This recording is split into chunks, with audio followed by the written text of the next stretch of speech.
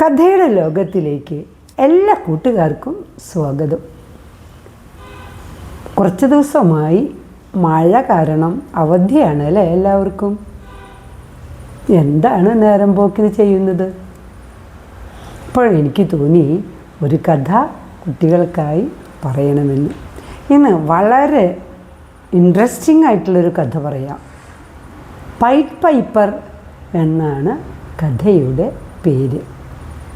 ഈ കഥ ജർമ്മനിയിലെ ഹാംലിൻ എന്ന പട്ടണത്തിൽ നടന്ന ഒരു കഥയായിട്ടാണ് പറയുന്നത്. ഒരു ഐതിഹ്യമാണ്. ഐതിഹ്യം എന്ന് പറഞ്ഞാൽ എന്താണ്? പരമ്പരാഗതമായി കേട്ട് ഇങ്ങനെ പറഞ്ഞ് മുന്നോട്ട് കൊണ്ടുപോകുന്ന ഒരു കഥ. ഹാംലിൻ പട്ടണം നല്ല മനോഹരമായ ഒരു പട്ടണമായിരുന്നു. ആളുകൾക്കൊക്കെ വളരെ സന്തോഷം, വളരെ ആരോഗ്യമുള്ള ജീവിതം. അവരുടെ പട്ടണത്തേക്ക് അവർ വളരെ ഭംഗിയായിട്ട് സൂക്ഷിച്ചിരുന്നു. എന്നാൽ പതുക്കെ ഈ പട്ടണം വൃത്തിയായി ഭംഗിയായി സൂക്ഷിക്കുന്ന ശീലം അവരിൽ നിന്ന് കുറയാൻ തുടങ്ങി. ചില ഭക്ഷണ സാധനങ്ങളൊക്കെ പുറത്ത് അലക്ഷ്യമായിട്ടിടുക, വീടും അങ്ങനെ തന്നെ സൂക്ഷിക്കുക. അങ്ങനെ വന്നു കഴിഞ്ഞപ്പോൾ എന്താ ഉണ്ടായത്? വീട്ടിലും നാട്ടിലുമൊക്കെ എലികൾ ഉണ്ടാകാൻ തുടങ്ങി. ഒരു എലി, രണ്ടെലി, അങ്ങനെ അങ്ങ് പെരുകി. എലികൾ പെരുകിക്കഴിഞ്ഞാൽ പ്ലേഗ് എന്ന അസുഖം വരും. അത് പെരുകിയതോടുകൂടെ ആളുകളുടെ സമാധാന ജീവിതം തന്നെ ഇല്ലാതായി. കുട്ടികൾക്കായി കരുതിയ ഭക്ഷണ സാധനങ്ങളൊക്കെ എലികളെടുത്ത് തിന്നും. വീട്ടിലും റോഡിലും എല്ലായിടത്തും എലികൾ. കുറേ പൂച്ചകളെയൊക്കെ വളർത്തി നോക്കി, അതുകൊണ്ടൊന്നും എലികൾ അവസാനിക്കുന്നില്ല. പൂച്ചകൾക്കൊന്നും പിടിക്കാൻ കിട്ടാത്ത അത്രയ്ക്കും എലികളാണ്. അങ്ങനെ വന്നപ്പോൾ എല്ലാ ജനങ്ങളും കൂടെ അവിടുത്തെ ഭരണാധികാരികളുടെ അടുത്ത് ചെന്നു. ഭരണാധികാരികളും കാര്യമായിട്ട് തന്നെ ആലോചിച്ചു, എങ്ങനെ ഇനി എലികളെ ഇല്ലാതാക്കാം. അപ്പോൾ അവിടുത്തെ മേയർ ഒരു കാര്യം പറഞ്ഞു. ഈ എലികളെ മുഴുവനും ഇവിടെ നിന്ന് കളയാൻ സാധിക്കുന്ന ആൾക്ക് 10 ചാക്ക് പൊൻപണം തരാം. അങ്ങനെ ഒരാൾക്കോ രണ്ടാൾക്കോ പരിശ്രമിച്ചിട്ടൊന്നും ഈ എലികളെ കളയാൻ ഇല്ലാതാക്കാൻ പറ്റുന്നില്ല. അപ്പോഴുണ്ട് ഒരു ദിവസം ആ ഹാംലിൻ പട്ടണത്തിലേക്ക് അതിവിചിത്രമായ ഒരാൾ കടന്നു വന്നു. എന്താണ് വിചിത്രം എന്ന് പറഞ്ഞാൽ, വസ്ത്രം കൊണ്ട് തന്നെ അയാൾ വളരെ വ്യത്യസ്തനായിട്ടുള്ള ഒരാളാണ്. പകുതി ഭാഗം നല്ല പച്ച നിറം, പകുതി ഭാഗം നല്ല ചുമന്ന നിറം, ഇത്തിരി നീണ്ട മൂക്ക്, തലയിലൊരു വലിയ തൊപ്പി, കാലിൽ വലിയ ഷൂസ്, അങ്ങനെ നല്ല വർണ്ണപ്പകിട്ടുള്ള ഒരാളാണ് വന്നത്. അയാൾ വന്നിട്ട് മേയറോട് പറഞ്ഞു, ഞാൻ ഇവിടുത്തെ എലികളെ ഒക്കെയും ഇല്ലാതാക്കാം. അങ്ങ് പറഞ്ഞ പൊൻപണം എനിക്ക് തരണം. മേയർ സമ്മതിച്ചു, തീർച്ചയായിട്ടും തരും. നീ ഇവിടുത്തെ എലികളൊക്കെ ഇല്ലാതാക്കുകയാണെങ്കിൽ ഞങ്ങൾ പറഞ്ഞ 10 ചാക്ക് പൊൻപണം നിനക്ക് തരിക തന്നെ ചെയ്യും. ഈ വന്ന ആൾ എന്തു ചെയ്തു? തൻ്റെ പോക്കറ്റിൽ നിന്നും ഒരു ഓടക്കുഴലെടുത്തു. എന്നിട്ട് അതിമനോഹരമായിട്ടുള്ള ഒരു പാട്ട് പാടാൻ തുടങ്ങി. ഏതോ മാന്ത്രിക ശക്തി പോലെ ഈ പാട്ട് പാടി അയാൾ ഈ വഴിയിലൂടെ ഇങ്ങനെ നടക്കാൻ തുടങ്ങിയതും എല്ലാ വീട്ടിലെ എലികളും കൂട്ടത്തോടെ വന്ന് ഇയാളുടെ പിന്നാലെ ഇങ്ങനെ പോകാൻ തുടങ്ങി.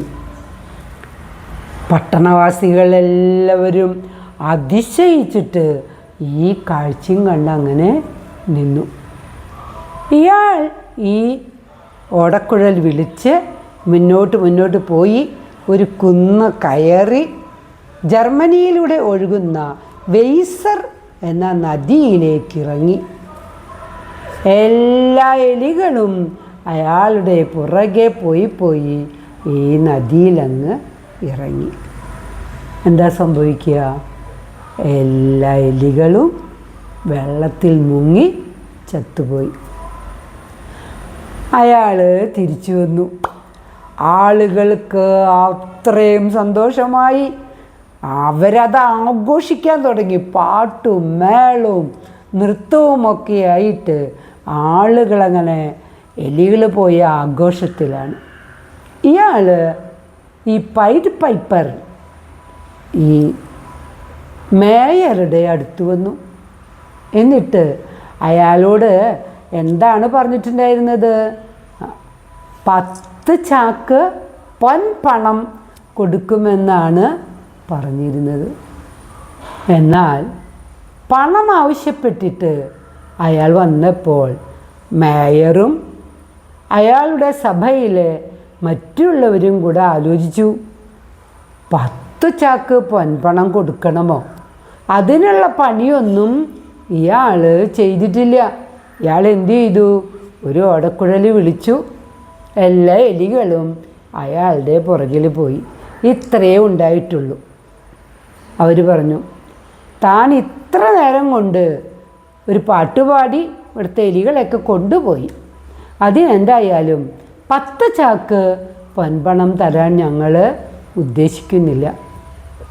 പറഞ്ഞതാണല്ലോ, അതുകൊണ്ട് 1 ചാക്ക് പൊൻപണം തരാം. അയാൾ സമ്മതിച്ചില്ല. അത് പറ്റില്ല, എന്നോട് പറഞ്ഞ പൈസ എനിക്ക് തരണം. ഈ മേയറും സമ്മതിച്ചില്ല. അയാൾ ഉടനെ വീണ്ടും പുറത്തു വന്നു. എന്നിട്ട് തൻ്റെ കയ്യിലുള്ള പൈഡ് പൈപ്പർ വീണ്ടും ഊതാൻ തുടങ്ങി. വേറെ മനോഹരമായൊരു ഗാനമാണ് ഈ പ്രാവശ്യം പാടുന്നത്. ഏതോ ഒരു മാസ്മരിക ലോകത്തിൽ എന്നതുപോലെ ഈ പാട്ട് കേട്ടതും കുട്ടികൾ മുഴുവനും വീടിൻ്റെ പുറത്തു വന്നു. കുട്ടികൾ ഇയാളുടെ പുറകെ പോകാൻ തുടങ്ങി. അവർ അച്ഛനമ്മമാർ പറയുന്നതും തിരിച്ചു വിളിക്കുന്നതൊന്നും അവർ ശ്രദ്ധിക്കുന്നില്ല. അവർ ഈ കുഴൽവിളി കേട്ടിട്ട് അതിൻ്റെ പുറകെ ഇങ്ങനെ പോകാൻ തുടങ്ങി. ആളുകളൊക്കെ കരച്ചിലായി, തിരിച്ചു വിളിക്കലായി. പക്ഷെ ഒന്നും തന്നെ കുട്ടികൾ കേൾക്കുന്നില്ല. അങ്ങനെ അയാൾ ഈ കുട്ടികളെയൊക്കെയും കൊണ്ടുപോയി ഒരു ഗുഹയിലാക്കി വാതിലടച്ചു. കാലിന് വയ്യാത്ത മുടന്തുള്ളൊരു കുട്ടിക്ക് മാത്രം ഇവരുടെ ഒപ്പം എത്താൻ കഴിഞ്ഞില്ല. ആ കുട്ടി മാത്രം തിരിച്ച് വീട്ടിലേക്ക് പോന്നു. ആ കുട്ടിയുടെ അച്ഛനമ്മയും മറ്റച്ഛനമ്മമാരും ചോദിച്ചു, എന്താണ് ഉണ്ടായത്? നിങ്ങൾ എന്താണ് ഇങ്ങനെ ചെയ്തത്? അപ്പോൾ ഈ കുട്ടി പറഞ്ഞു, ഞങ്ങൾക്ക് അറിഞ്ഞുകൂടാ, ആ പാട്ട് കേട്ടതും പക്ഷേ എനിക്ക് അവരോടൊപ്പം എത്താൻ കഴിഞ്ഞില്ല എന്നാണ് ആ കുട്ടിയുടെ ദുഃഖം. എല്ലാവരും മുറവിളിയും കരച്ചിലുമായിട്ട് മേയറുടെ അടുത്തേക്ക് ചെന്നു. തങ്ങളുടെ മക്കൾ പോയതിൻ്റെ വേദന അവർ പറഞ്ഞു. അപ്പോഴുണ്ടാ ഇതാ ആ പൈഡ് പൈപ്പർ വീണ്ടും വരുന്നു. ഉടനെ എല്ലാവരും കൂടെ അയാളെ വളഞ്ഞു, മേയറും. അപ്പോൾ മേയർ പറഞ്ഞു, ഞങ്ങളുടെ കുട്ടികളെ തിരിച്ചു തരണം. പൈഡ് പൈപ്പർ സമ്മതിച്ചില്ല. ഇനി എനിക്ക് നിങ്ങളെ വിശ്വസിക്കാൻ ബുദ്ധിമുട്ടാണ്. നിങ്ങൾ നേരത്തെ എന്നോട് പറഞ്ഞ വാക്ക് പാലിച്ചില്ല. ഇല്ല, ഈ പ്രാവശ്യം ഞങ്ങൾ 10 10-ന് പകരം 20 ചാക്ക് പൊൻപണം തരാം. ഞങ്ങളുടെ പൊന്നോമനകളെ ഞങ്ങൾക്ക് തിരിച്ചു തരണം. അപ്പോൾ അയാൾ പറഞ്ഞു, ഇനി ഈ പ്രാവശ്യം എനിക്ക് പൈസ, ഈ പണം ആദ്യം ലഭിക്കണം. അങ്ങനെ അവർ വേഗത്തിൽ പണമെല്ലാം കൊടുത്തു. ഇയാൾ ആ ഗുഹയുടെ വാതിൽ തുറന്ന് ആ കുട്ടികളെയൊക്കെ പുറത്തു കൊണ്ടുവന്നു. ജർമ്മനി മുഴുവനും അതിഗംഭീരമായ ഒരാഘോഷമാക്കി ഇതിനെ മാറ്റി. ഇതാണ് പൈറ്റ് പൈപ്പറുടെ കഥ. വാക്ക് പറഞ്ഞാൽ അത് പാലിക്കണം അല്ലേ?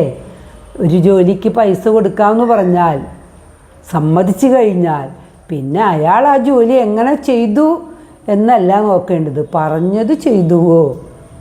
അല്ലെങ്കിൽ ജർമ്മനിയിലുള്ള എല്ലാ മാതാപിതാക്കൾക്കും വലിയ ദുഃഖത്തിൽ ചെന്ന് കലാശിക്കുമായിരുന്നു. പൈറ്റ് പൈപ്പറുടെ കഥ എല്ലാവർക്കും ഇഷ്ടമായിട്ടുണ്ടാകുമെന്ന് കരുതട്ടെ. ഇനി മറ്റൊരു കഥ അടുത്ത ദിവസം പറഞ്ഞു തരാം.